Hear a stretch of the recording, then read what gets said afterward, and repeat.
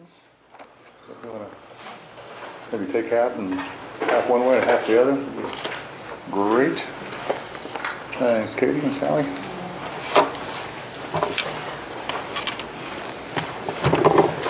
And if you need these, they are on today's Facebook page if you want to print them out, or you can go online to handouts on the main NMC website, and you can print these out.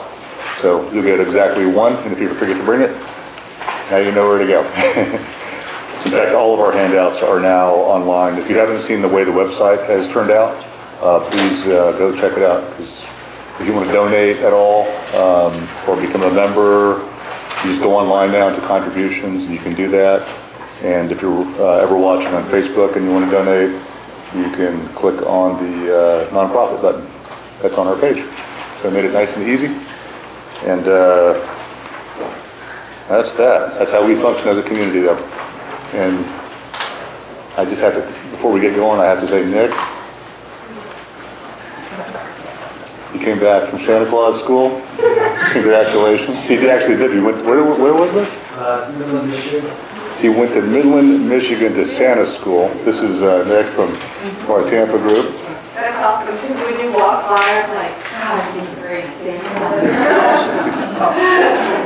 So we are not kidding around. So where are you Santa? There was an RV. Go to my website. So you have a new Santa website? SantaNick.com. Santa Nick. So you're not going to work at the mall? No, If they hire you? I've got images of bad Santa in my head.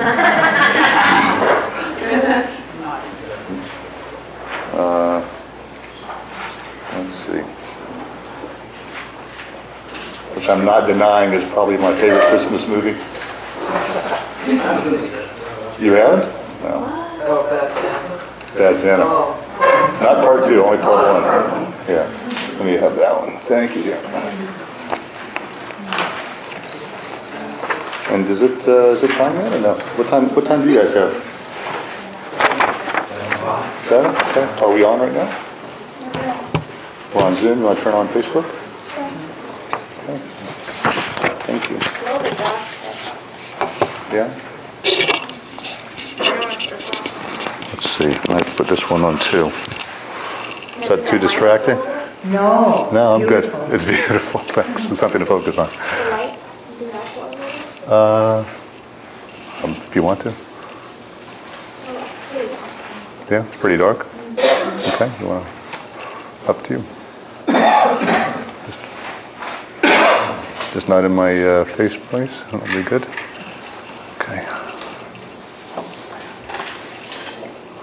Okay, so welcome back to our meetings. This is the second of the introduction to mindfulness meditation.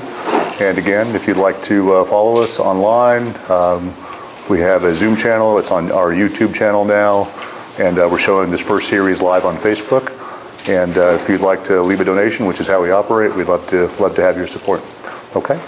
And let's see, anything else that house cleaning business. So I think last week we told you we're trying to raise $40,000 for our new AV system.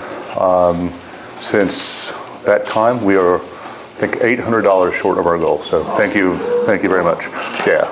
So we're at, that is a successful fundraiser by far, or to be sure. But yeah, $39,200 that we raised in the last couple of weeks. So thank you very much. And just a little. Yeah, for everyone who participated, can't really tell you how grateful we are. So that's been tremendous. But we do want to close it off. I think it really is going to be right at 40 for everything. So if you can help us finish that off, we need about $800 more, and we'll be done. So a little bit here, a little bit there. If everyone could participate, we'd be very grateful. But for those of you who did participate, thank you very, very much. So, okay. All right, let's get started with prayers and aspirations. And if you're watching online, if you're on Facebook, this is the first link on today's Facebook page. It says prayers and aspirations. or you can go to our website, mindfulnessmeditationcenters.com, under handouts, and what we're about to do is there. And we'll be using these in each of our classes. Plus, if you're at home, this is what you generally say as a practitioner every day. Okay? So let's get started.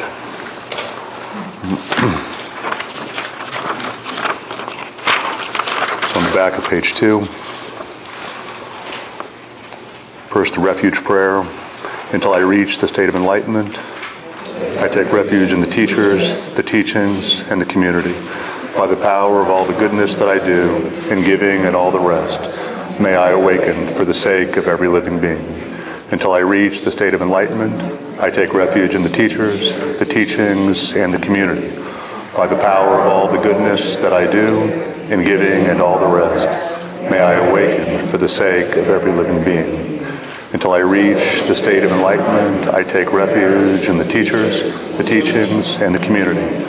By the power of all the goodness that I do, in giving and all the rest, may I awaken for the sake of every living being. And this is what should be done by one who is skilled in goodness, who knows the path of peace. Let them be able and upright, straightforward and gentle in speech, humble and not conceited, contented and easily satisfied, unburdened with duties and frugal in their ways, peaceful and calm, wise and skillful, not proud and demanding in nature. Let them not do the slightest thing that the wise would later reprove, wishing in gladness and in safety. May all beings be at ease, whatever living beings there may be, whether they are weak or strong, omitting none. The great or the mighty, medium, short or small, the seen and the unseen, those living near and far away, those born and to be born, may all beings be at ease. Let none deceive another or despise any being in any state. Let none through anger or ill will wish harm upon another, even as a mother protects with her life her child, her only child. So, with a boundless heart, should one cherish all living beings, radiating kindness over the entire world, spreading upward to the skies and downward to the depths, outwards and unbounded, free from hatred and ill will, whether standing or walking, seated or lying down, free from drowsiness. One should sustain this recollection.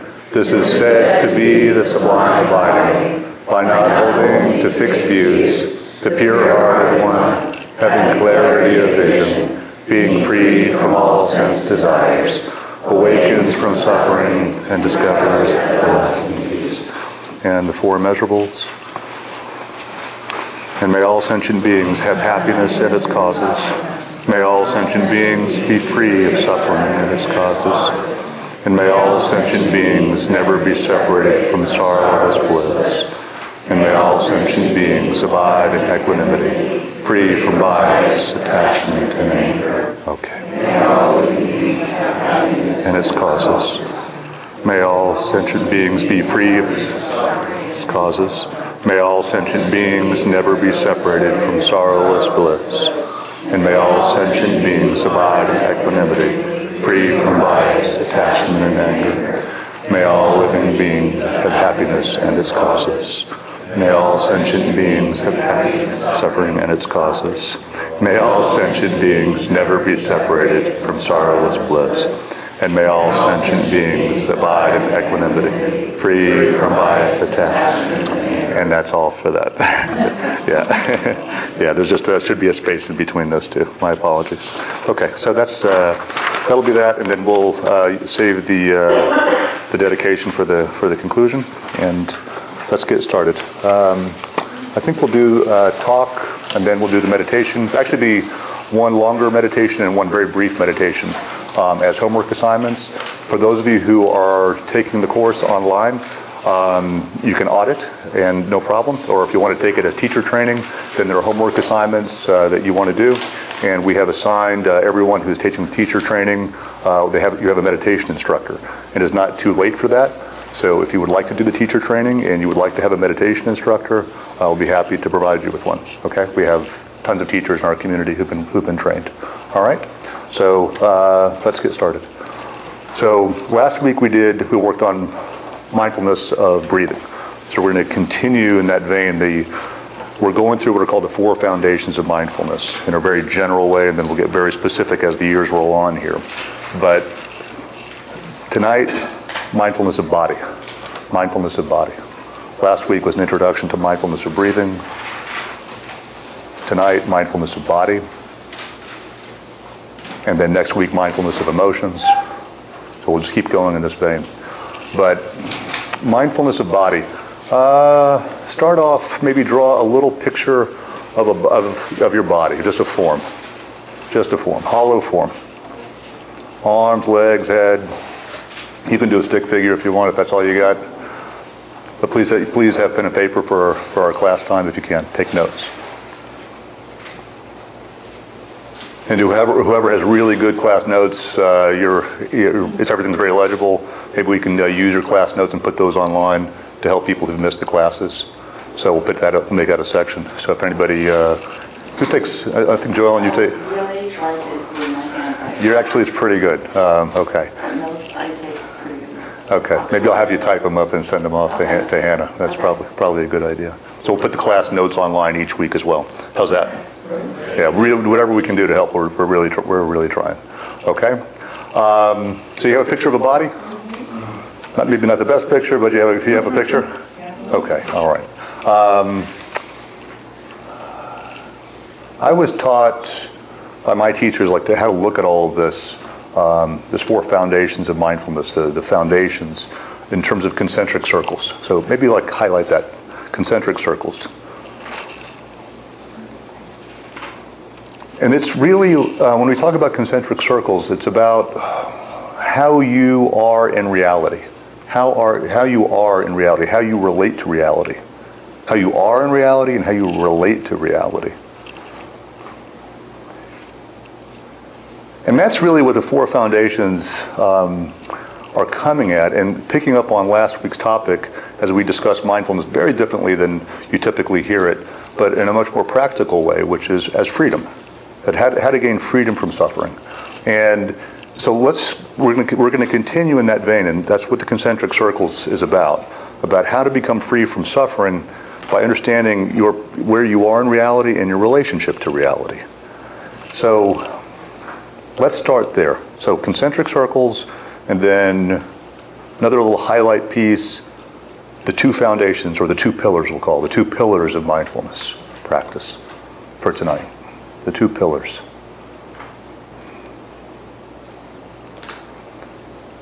So, utilizing what I just said, the 2 pillars would be, this is the first pillar. There is what is happening.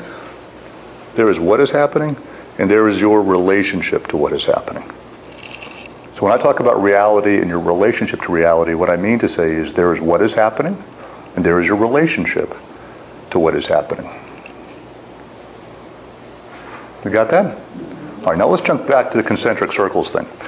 Now, in terms of your relationship there is what is happening in your relationship to what is happening. Think about your day for today. Just rewind the tape for a second and think it through. How did you generally come at today? Was it from here, from the cognitive perspective, or maybe an emotional perspective, maybe a somatic perspective? What is the main way that you typically meet a day, would you say? In which way, in terms of all the different possibilities? There's a breath way of meeting the world. Truly, there's a breath way of meeting the world. There's a somatic way of relating to the world. There is an emotional or an emotive way. There is a cognitive way of relating to the world. There is a spiritual way of relating to the world. Concentric circles. Which way would you say is your primary way of relating to the world?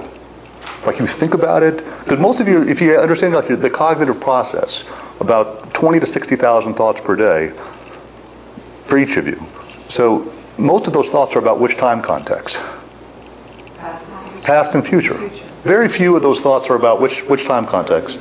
Now, right? So before just answering too easily with that question, let me just throw that little piece in that I just said. So what is your main way of relating to the world? What do you think? What's fair? Through thinking, no? cognitively. Now I said there's what's happening, right? And then there's your relationship to what's happening. But how you're coming at the world is from the outermost concentric circle, right, which is cognitive. That's the outermost circle. The innermost would be what? Well, breath. Yeah. And then maybe you could even say spiritual beneath that. So maybe spiritual is the innermost circle, and then what? Breath. And then somatic, and then emotive, and then cognitive on the outside. So maybe get those rings down. They're all around, they're coming from within that body picture you drew. Like rings, like you throw a pebble into a pond and it ripples. And so what's like at the deepest level, it's like, we'll say spiritual, which we mean by your highest aspirations, your relationship to your highest aspect of your being. So that's what we mean by spiritual. So maybe that's like at the core. And then the second one is breath. And I don't mean like breath on the outside where you can just observe that your belly is going up and down or your lungs are expanding. I mean like from when you inhale, like there's a center in there. There's a center in there that's like the whole body is expanding and the whole body is contracting, all around the breath. Do you feel? Take a second, just make sure we're all on the same page and you can feel that. So take a deep breath, but from the inside, not just noticing it from the outside. Maybe even close your eyes for a second.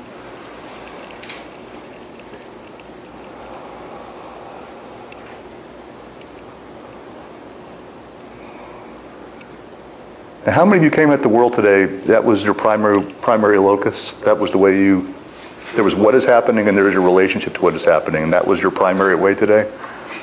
How many, raise your hand? Okay, good. So just Philip and Renee. Philip's on retreat almost all the time. That makes sense. Okay. Now, most of us, how did we come at the world today? What was our relationship? Coming from which reference? Cognitive. And cognitive can be divided into three parts: past, present, and future. So your relationship to reality, I want you to see it firsthand. Mostly cognitive, and the cognitive is mostly thoughts about what is actually not taking place now, which is where you happen to be. So I really want you to get like the drift, the key. When the Buddha taught mindfulness of body, and mindfulness, first mindfulness of breath and mindfulness of body, like, why is he doing this? And he's trying to, in terms of freedom from suffering, he's already pointing to something, isn't it? Can you hear it? He's saying if there's suffering, it's going to be about something. There's what's happening, that's the first pillar of mindfulness, and the second pillar of mindfulness is there's what? Your relationship to what is happening. And he's saying, what if you're like not even relating to reality?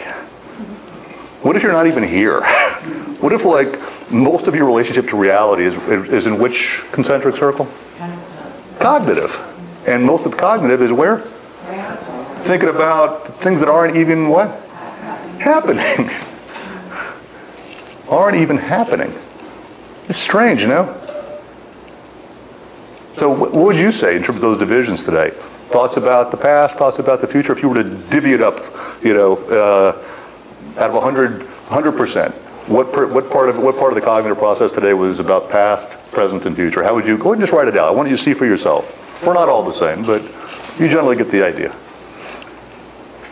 What do you think? There's no right or wrong here. We're not going to test you on this. So just write it down. I want you to see for yourself what he means by what, when we talk about suffering and freedom from suffering, it's probably going to have a lot to do with this, I bet. I'm just guessing, right? I'm guessing it's going to have a lot to do with this, that you recognize that there's a connection between what we talked about last week, freedom from suffering, and that you come at the world in largely, probably from a cognitive mode of expression. And that cognitive mode of expression is largely lost in two time contexts that aren't what? Taking place. Now when you hear that, how many of you feel like maybe you're judged or you're judging yourself right now? Okay, so at least one of you? All right. How many of you feel, which is what I'm hoping for as time goes on, that when we hear comments like this, that you have compassion for yourself? Like going, wow, I'm like, and compassion, not pity. It means that I don't want to suffer.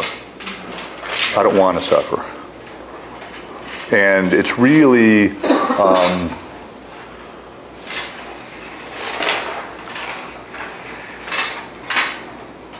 it's really important that you don't want to suffer, and then the more that you understand yourself, you know, especially the Socratic dictum of know thyself.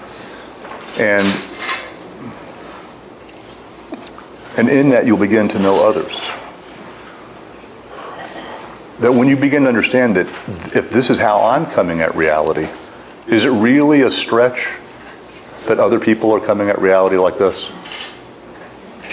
So you begin to understand the world, and begin to understand your families, begin to understand your relationship.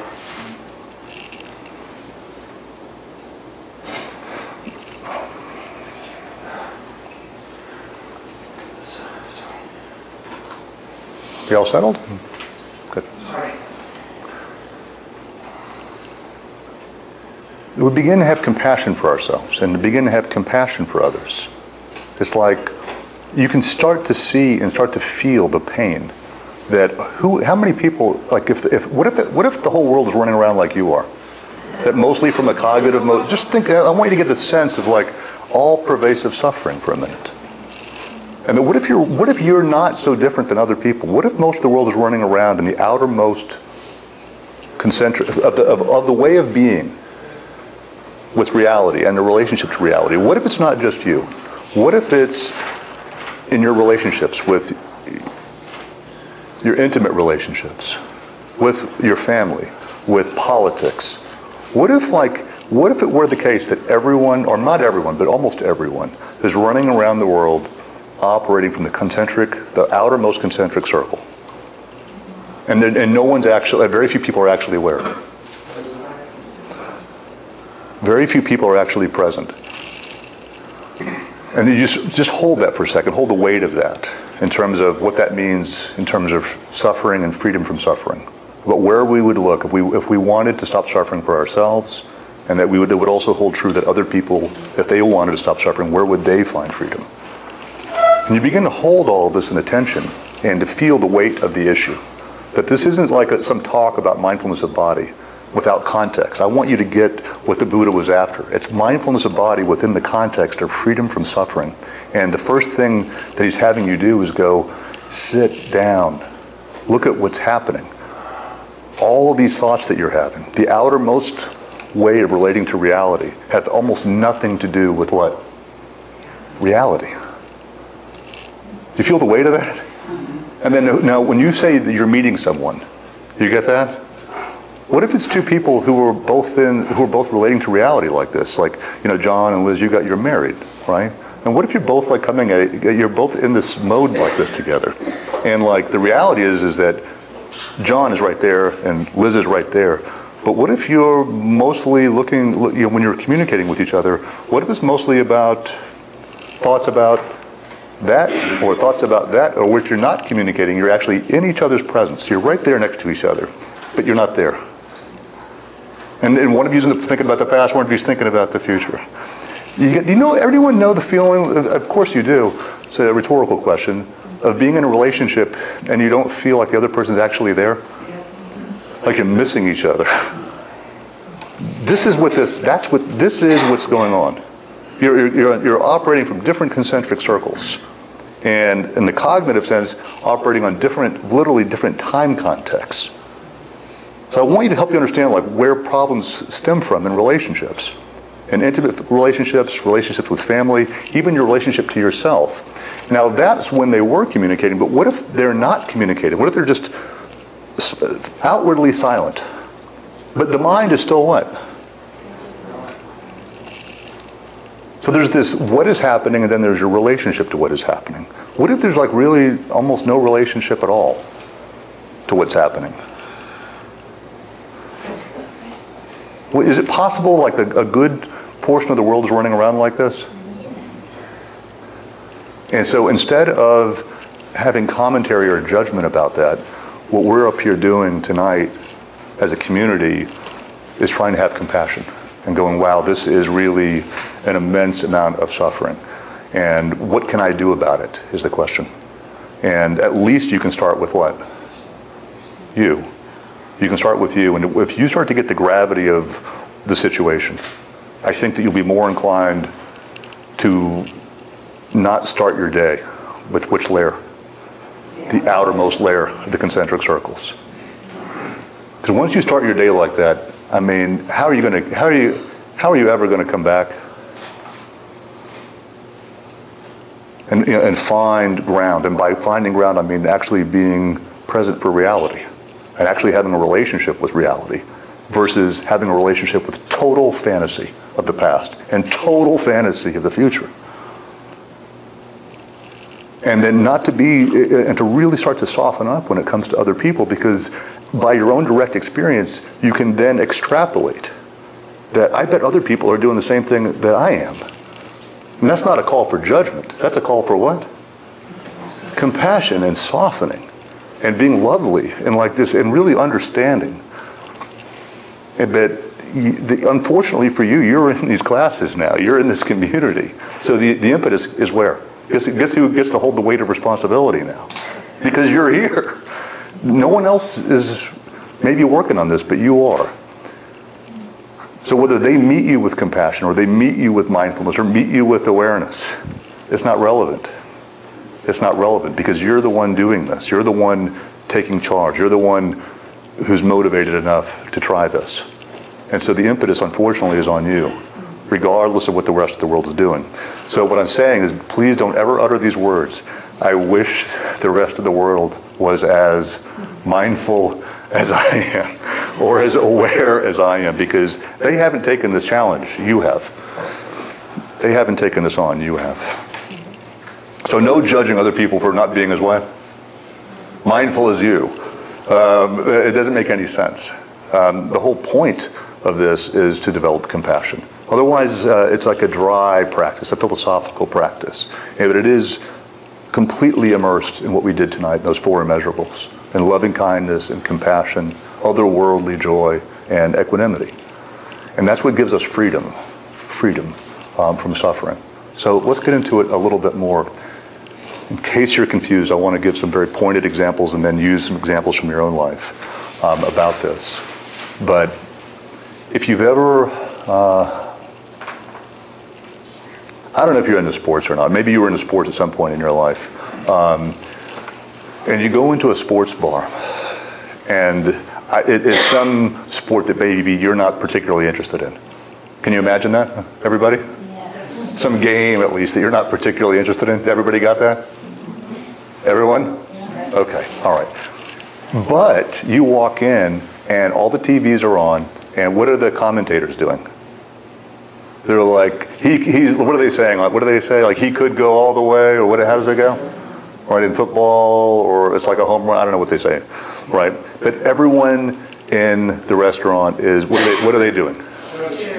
They're cheering, they're yelling at the TV, and they're going, and then once you're in that environment, what happens to you?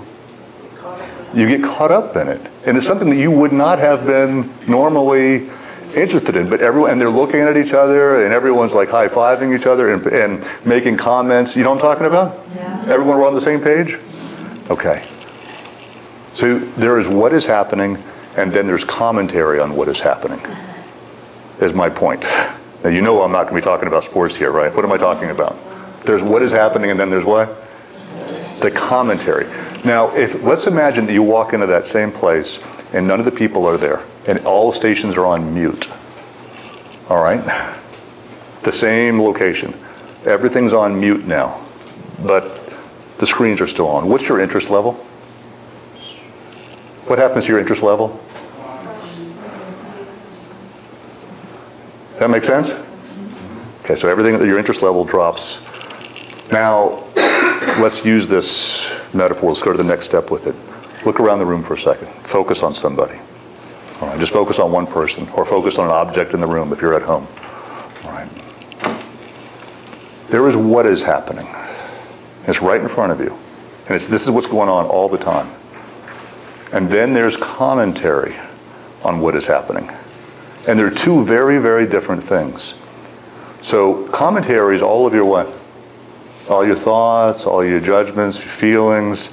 So let's go ahead and let's try something out, maybe something you would typically do back in the day when you weren't so mindful, right? And imagine that you, please go ahead and just look at this person in silence, and just go ahead and size them up a little bit, if you wouldn't mind.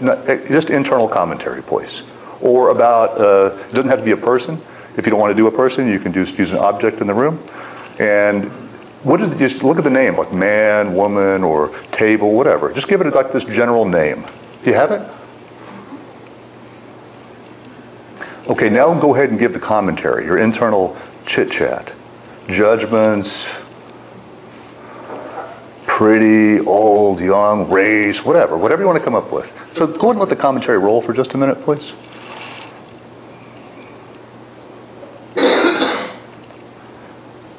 And maybe even a sense that you kind of got a general feeling like you're even right about what you're thinking. Because you have a pretty good, you generally have a pretty good sense of, intuition, sizing people up, right? You're pretty good at this. Fair? Okay.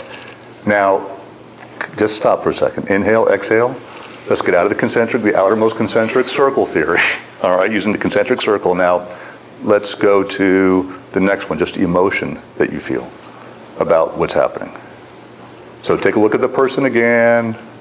I just want to walk you through concentric circles. Now, just the emotion. What does this person seem to evoke in you? Feelings, emotions.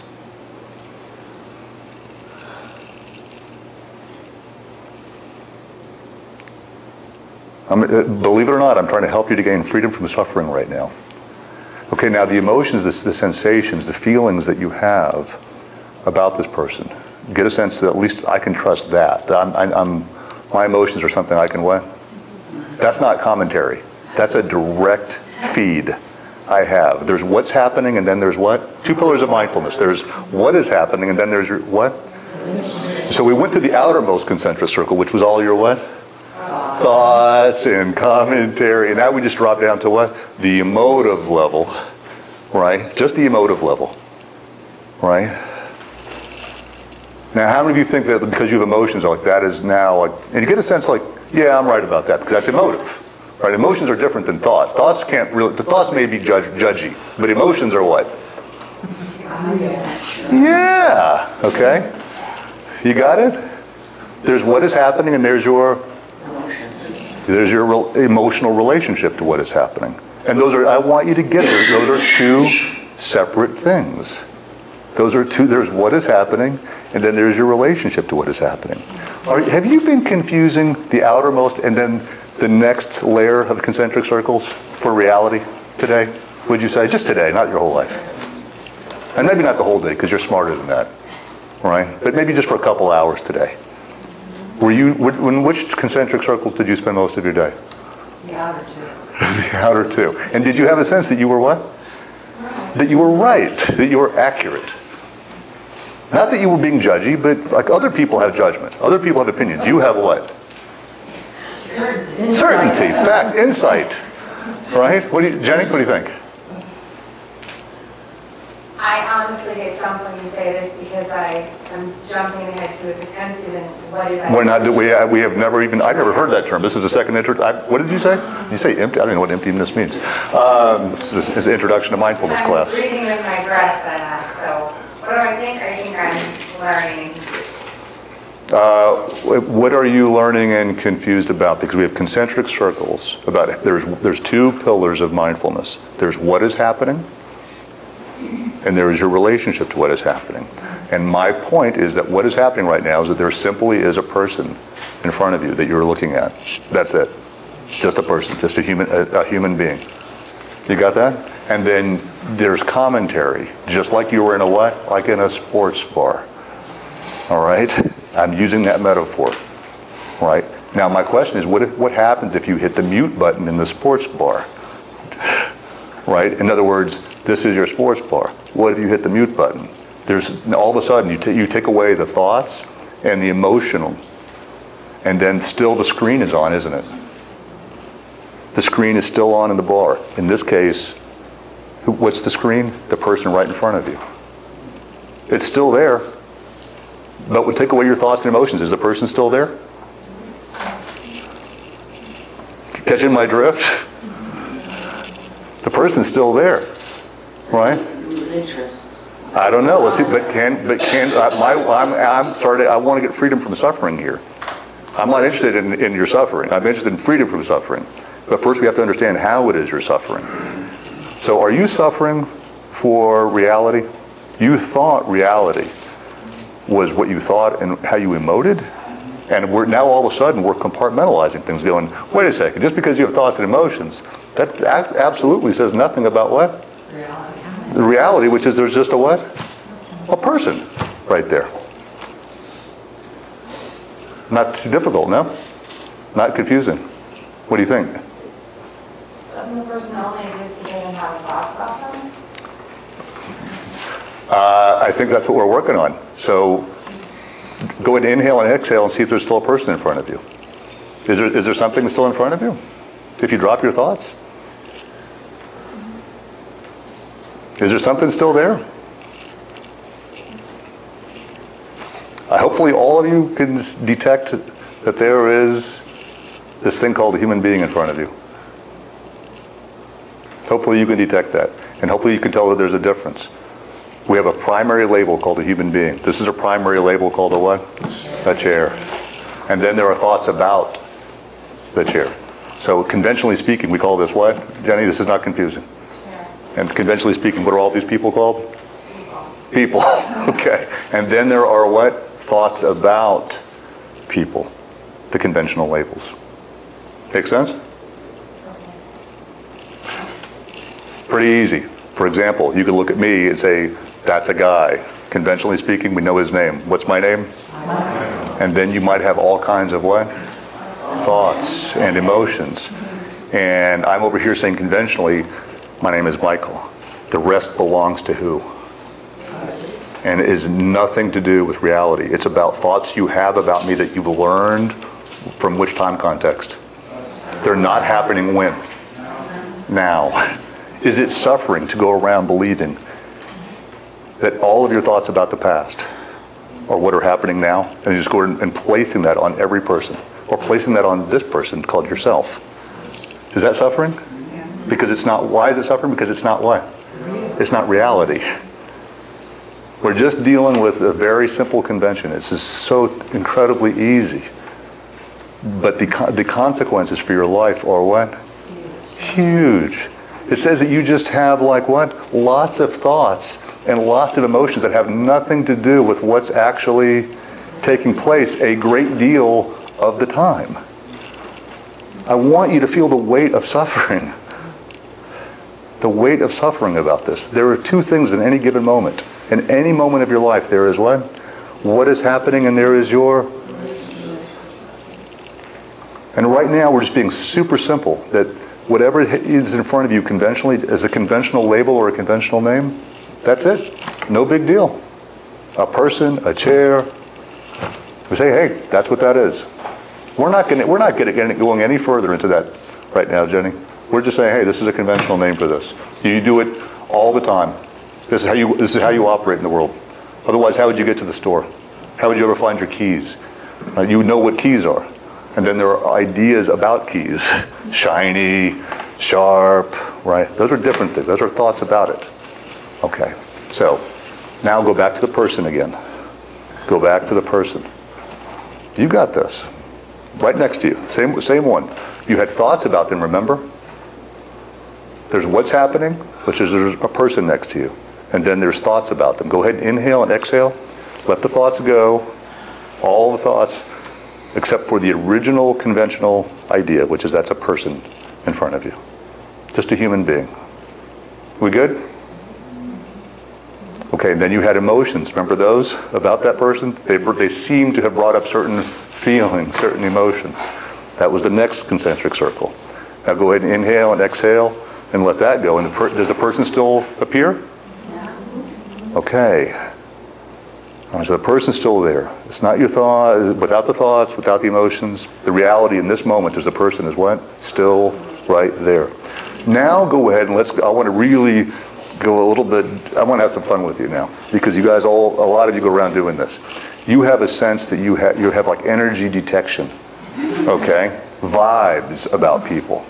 Okay, now my claim, look, go ahead and crucify me. I'm fine with it. I've been through this a million times with people. But how many of you have the idea? Don't raise your hand to this. I don't want to know. Have the idea that you go around and because you have sensations in your body, not emotions now, just sensations. Mayor, you with me? But you don't think they're sensations, like tinglings or a feeling, right? Kind of a wince or maybe a muscle clench or something in the stomach. You got it? But for you, those are no mere sensations. Mayor, you got that? What are they? Those are not just sensations. Remember, there's 2 pillars of mindfulness. What are the 2 pillars again? There is what is happening, and there is your... And in your idea of the world, some of the time, is that you don't just have thoughts and emotions. You have what? Which you don't think are mere sensations. You think are what? About the person. Let's go ahead and do it, just so we're clear. Face the person again, look at the person again. What sensations are they getting off? What kind of energy, vibe would you say? Including me, right now. And you can tell because you have the ability to be so mindful that you don't even need the 2 pillars. That's how mindful you are. You don't need there's what's happening and there's your relationship because you have a direct connection to what is happening. For you, there are not 2 pillars. There's only your ego. Your ego is the pillar of mindfulness. Your ego is for you what mindfulness means. I am mindful of judgment. I'm mindfully judging. That's your idea of mindfulness right now. Are we clear? So everyone else in this room is practicing the 2 pillars of mindfulness. There's what is happening and there is what? But not for you. You don't need those 2 because you know you. You know you so well that those don't matter.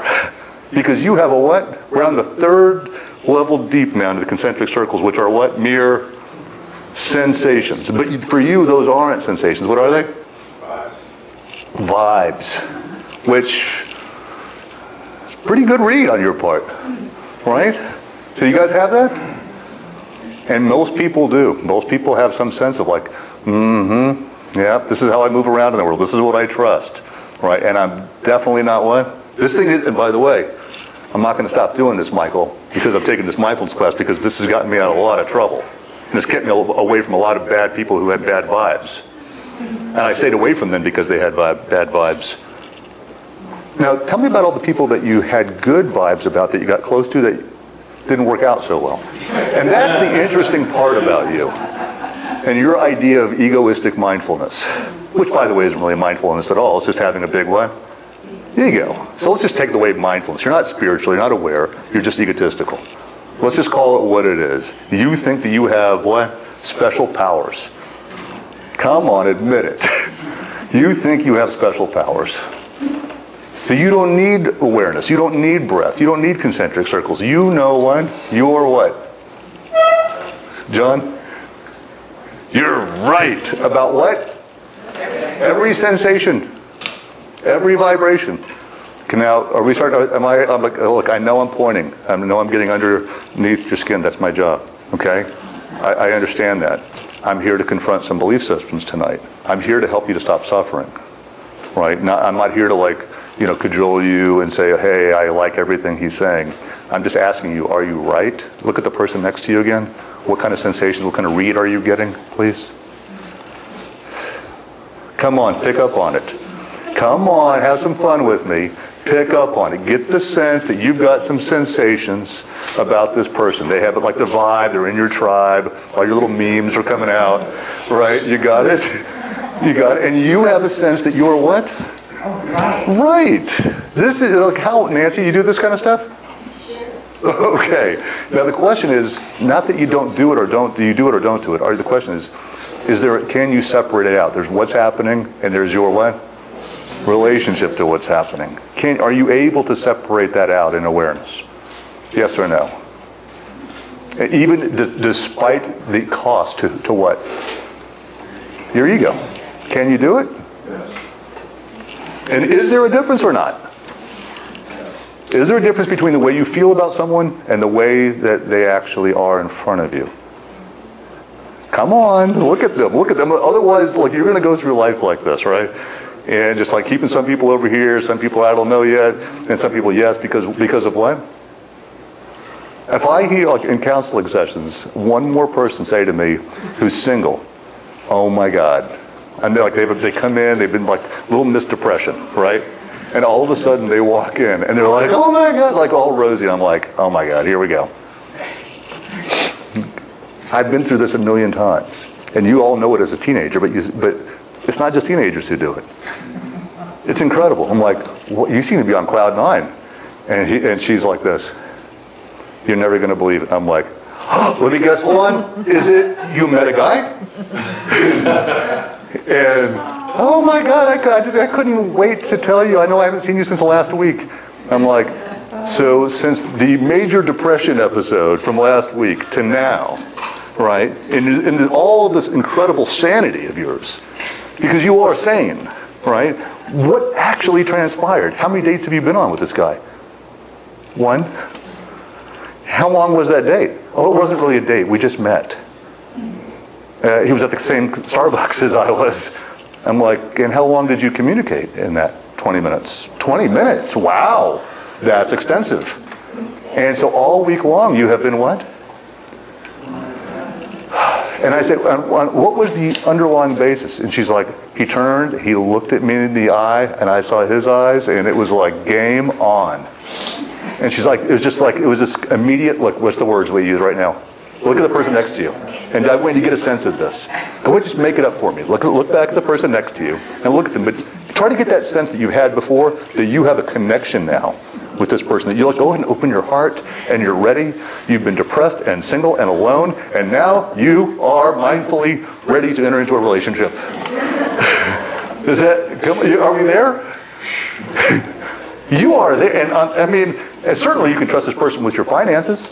And introducing them to your children, and having them, maybe even like having them over at your house. They're certainly no burglar, right? I mean, you can tell because you have what? You have feelings. You have bodily sensations. Please raise your hand if you have bodily sensations about people. Now the question is, are they about people?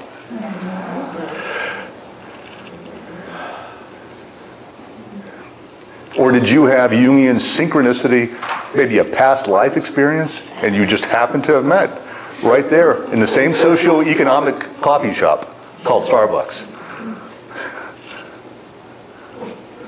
Wow, what a connection. Who would have thought two people with the same cultural, educational background and financial backgrounds could end up in a Starbucks in the suburbs? I mean, that is clearly what? That's a miracle, seriously. I mean, who needs you in synchronicity when you've got your feelings? What do you think? No sarcasm, seriously. And she's like, why do you always do this to me? You're always you're curbing my enthusiasm. Now, am I trying to help this person to stop suffering? I mean, right now it may seem like I'm throwing cold water on it, doesn't it? But am I throwing cold water on reality? The reality is there was just a guy, it was a brief encounter, what? At a coffee shop. The rest were thoughts, emotions, and sensations. How's that? Concentric circles? The Buddha taught mindfulness of breathing and mindfulness of body, and we're not even there yet. Well, actually we just got into body just now with sensations. Emotions and thoughts are cognitive expressions. So we finally just got to the body part. Now, let's go, look at the person next to you. Okay, one more time, because we'll go in another concentric circle in breath. When you look at this person, what happens to you? How do they make your breath feel? What do they do to your breath? There's what is happening, and then there's your relationship to what is happening. Does this person make you go like, do they make your breath sputter? How are they causing your breath? Which is a ridiculous question, isn't it? I mean, it's absolutely preposterous that this person made you like, hold your breath when you saw them. Or aghast, possibly. Right? So, tall, dark, and gruesome, maybe. Right? So, when you practice mindfulness. My question is, what are you practicing? From which perspective are you, what do you mean by mindfulness exactly? I'm up here having to talk about mindfulness of breath and body the last week and this week. Concentric circles now, getting deeper into the practice. And we have a couple issues I think we have to face, don't you think? Largely egoistic. That thoughts are just what? Thoughts. And emotions are just what? And sensations are just? And that person is just a what? And you may be projecting a whole bunch of stuff onto them. What do you think? What about them do you have right? Look at them. Let's get a little bit further, please. What about this person are you correct about in this moment, right now? Right now. Like now. Not thoughts about the past or future, but like right now. What do you have correct? Besides conventionally speaking that they're a human being. What else do you have right about them? And this could be right next to you, by the way, your mother, your son, your daughter, your friend, your husband, your wife. What about them do you have right if you take away all this stuff? And you really wanted to be what we call being present with someone. In order to be present with someone, what do you have to let go of? Everything we just went over. And then to really show up for somebody. You know, what Rumi called showing up in an open, I'll meet you there, in an open field. Which he called an open field of awareness.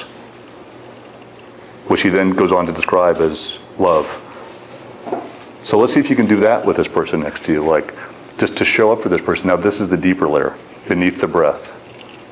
Come on, let's show up in an open field of the person that you were just working with. Go ahead and drop all of your projections, please. All of your thoughts and emotions. And this is a human being who's just like you, who's walking around in concentric layers of projective experience. And they want to be happy. You have that in common with them. They don't want to suffer. They're just like you. These are things that you can count on. They're a human being and they don't want to suffer and they want to be happy. Like you, they would like to feel love. See if you can look at that person and just like sort of acknowledge that. And then the way we acknowledge that, of course, as you know, in our traditions is by going like this. Just bring your hands together and face this person. And of course we say namaste, which means the divinity within me recognizes the divinity within you. Now that's called being mindful. That you walk around in the world like that. Now, in order to do that, you have to have a practice called mindfulness of body. You have to have a practice. You have to know every day that what's real and what isn't. You have to know what's real and what isn't. You have to remember there's what's happening and there's a relationship to what's happening.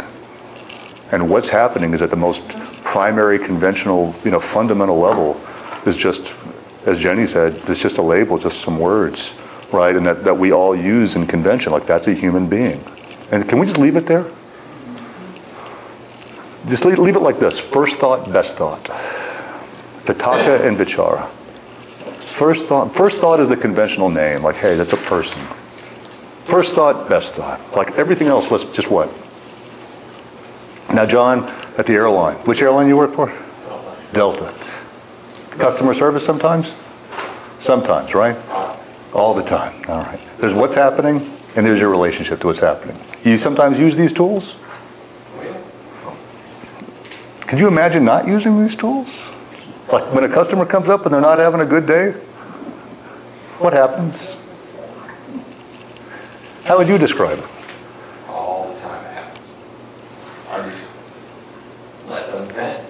It's like an event. So be compassionate, listen to what they get off their chest. The event is that they're what? Right in this moment, that person, that human being is right what?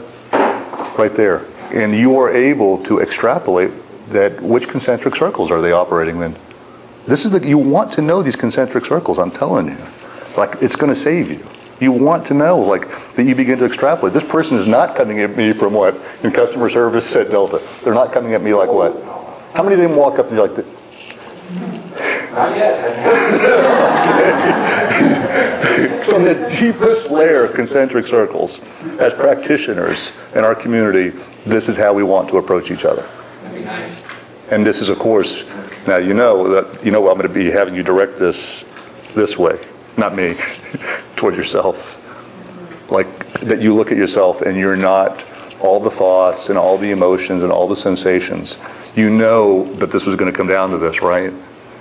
It had to. I had to bring it here. If it's true about the other person, then it must also be true about who?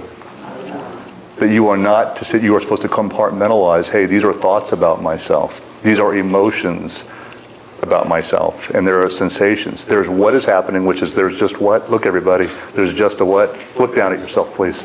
There's just a what? A human being who wants to be happy, who doesn't want to suffer. That's the part you can count on. Okay? And then there are all kinds of what? Commentary. Sports bar commentary about this person.